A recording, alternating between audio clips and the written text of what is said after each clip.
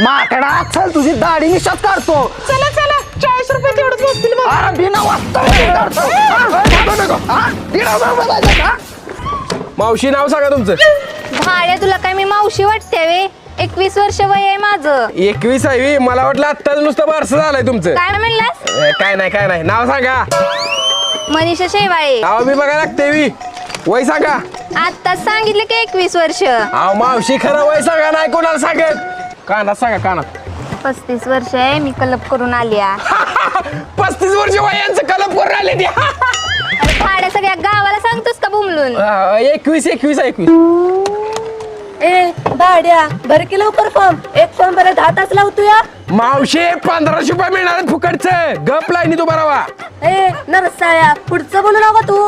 तुम्ही जावा घरला, तुमचा फॉर्म नाही भरत मी. जा.